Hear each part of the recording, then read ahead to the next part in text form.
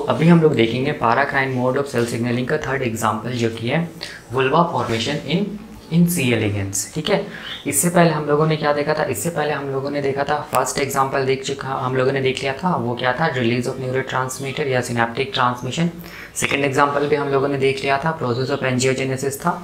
और अब ये है third example paracrine mode of cell signalling का जो है vulva formation in C elegans. ठीक है, तो ये मैं अभी ब्रीफ में बता रहा हूँ, ऐसे ये डेवलपमेंटल बायो का पोर्शन है तो उस टाइम पे मैं डिटेल में बताऊंगा। ठीक है ना, अभी हम लोग उस पॉइंट ऑफ व्यू से देखेंगे कि कैसे करके ये paracrine mode of cell signalling के एग्जाम्पल है। ठीक है, तो देखो ऐसे करके इसको समझो ना कि ये जो vulva formation in C elegans, तो सबसे पहले दिमाग में क्वेश्चन आएगा कि ये वुल्वा होता क्या है। ठीक है ना, तो याद रखना अभी बस ऐसे समझो कि वुल्वा क्या चीज़ है। हम लोग बोलेंगे एक तरह से हम लोग बोल सकते हैं जेनाइटल अपर्चर है, या हम लोग बोल सकते हैं एक्सक्रीटरी पोर है। ठीक है ना, उस पोर्स को बनाने के लिए, या हम लोग बोल सकते हैं उस वुल्वा को बनाने के लिए सी एलिगेंस में क्या होता है? Paracrine mode of cell signalling चलता है। ठीक है, तो देखो होता क्या है, इसको ऐसे समझते हैं जैसे कि मान लो कि देखो ये मान लो कि वो वॉर्म है, क्या चीज़? सी एलिगेंस। ठीक है, ये क्या चीज़ है? सी एलिगेंस वॉर्म है।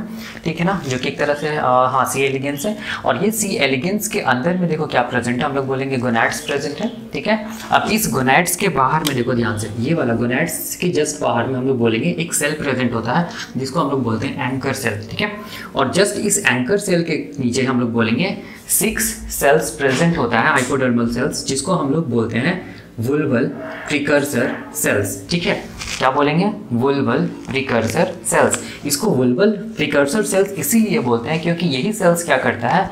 वुल्वा का फॉर्मेशन करवाता है। किसमें? सी एलिगेंस में। मतलब वो अपर्चर्स को बनवाता है कौन? ये जो 6 वुल्वल प्रिकर्सर सेल्स है।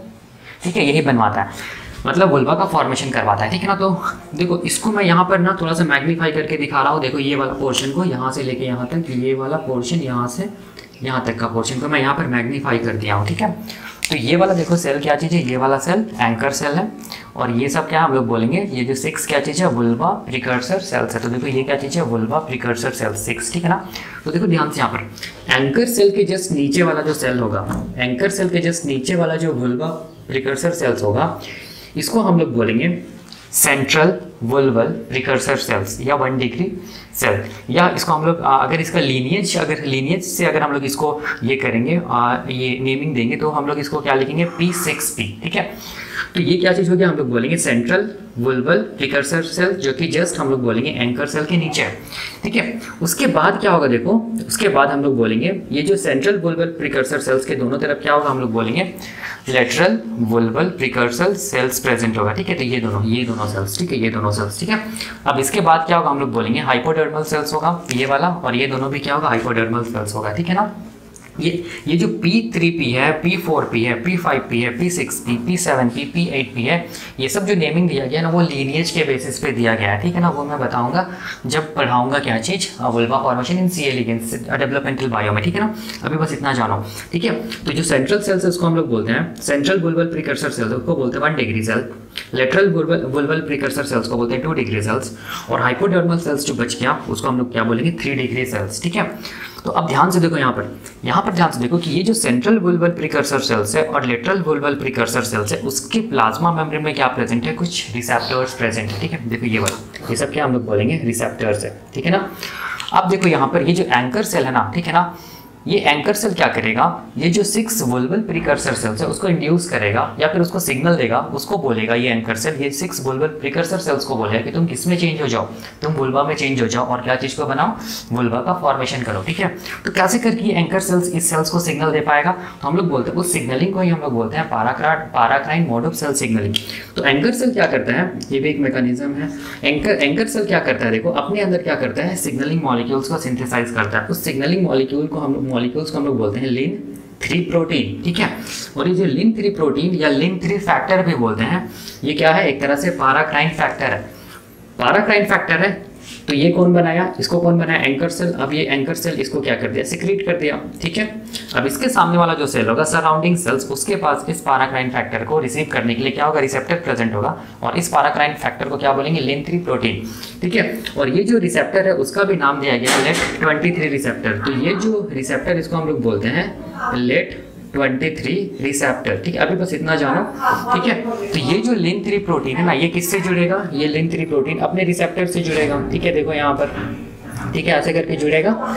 जैसे ये लिन-3 प्रोटीन अपने रिसेप्टर से जुड़ेगा तब हम लोग बोलेंगे ये सेल्स में क्या लाएगा, चेंजेस लाएगा। मतलब ये सेल्स को बोलेगा कि तुम क्या करो, डिवाइड करो, माइटोसिस करो और क्या चीज़ में ट्रांसफॉर्म हो जाओ, हम लोग बोलेंगे वुल्वा में ट्रांसफॉर्म हो जाओ या वुल्वा का फॉर्मेशन कर दो।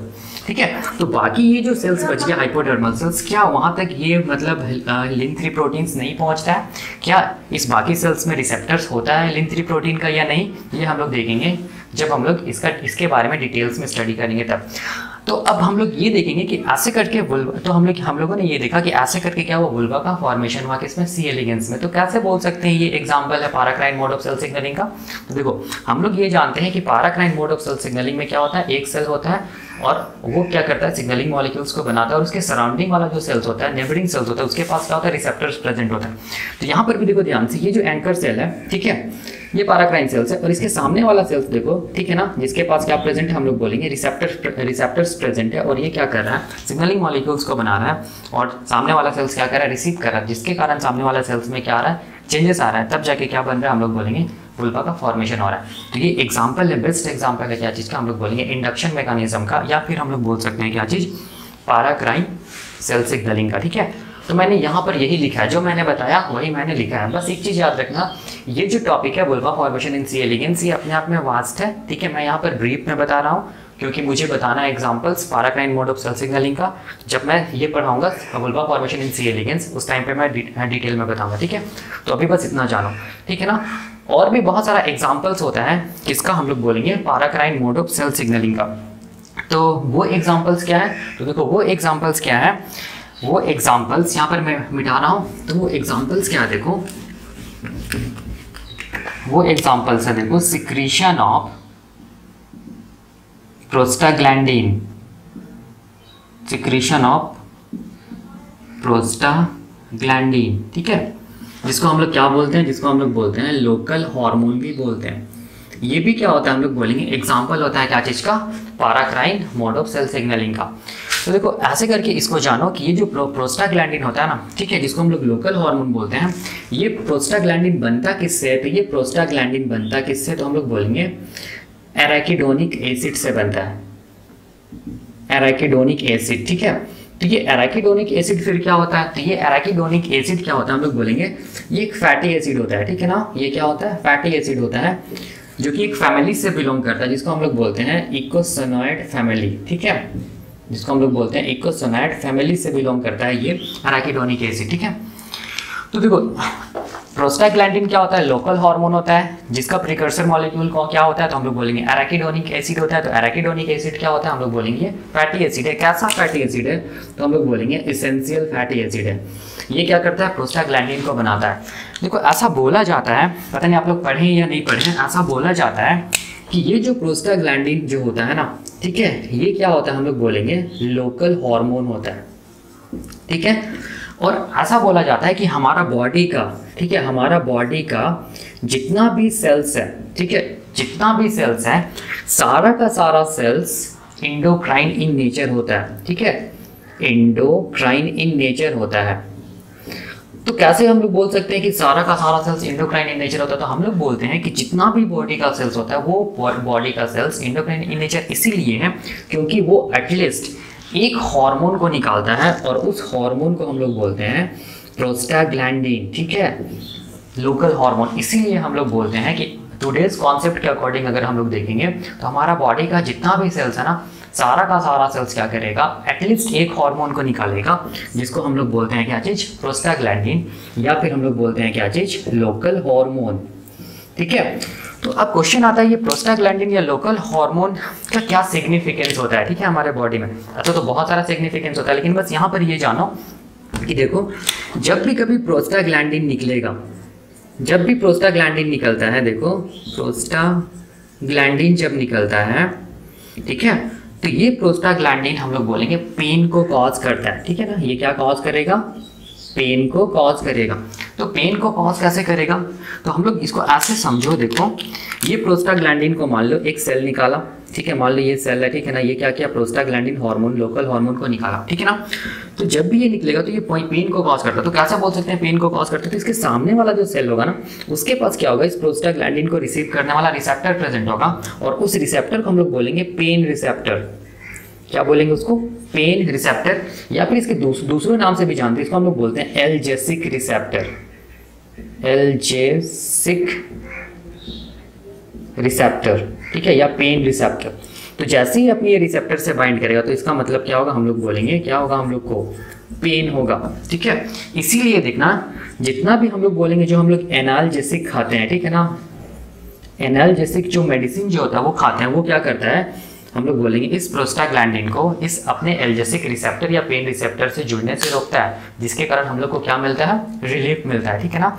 तो ये हो गया थोड़ा सा बस इंफॉर्मेशन किसके बारे में, प्रोस्टाग्लैंडिन के बारे में, ठीक है। तो ये भी एग्जांपल है क्या चीज़ का, हम लोग बोलेंगे लोकल हार्मोन या पैराक्राइन मोड ऑफ सिग्नलिंग का, ठीक है ना। और याद रखना कि हमारे बॉडी में जितना भी सेल्स है, सारा का सारा सेल्स एटलीस्ट एक हार्मोन को निकालता है, जिसको हम लोग क्या बोलते हैं, प्रोस्टाग्लैंडिन या लोकल हार्मोन, ठीक है। और ये प्रोस्टाग्लैंडिन का प्रिकर्सर मॉलिक्यूल कौन है, एराकिडोनिक एसिड, और ये एराकिडोनिक एसिड अपने आप में क्या चीज़ है, एसेंशियल फैटी एसिड, और एक फैमिली से बिलोंग करता है, इसको हम लोग बोलते हैं इकोसिनाइड फैमिली, ठीक है। ये आप लोग लिपिड पढ़िएगा ना, जब या फैटी एसिड पढ़िएगा तो उस टाइम पे आप लोगों को ये मिलेगा, ठीक है।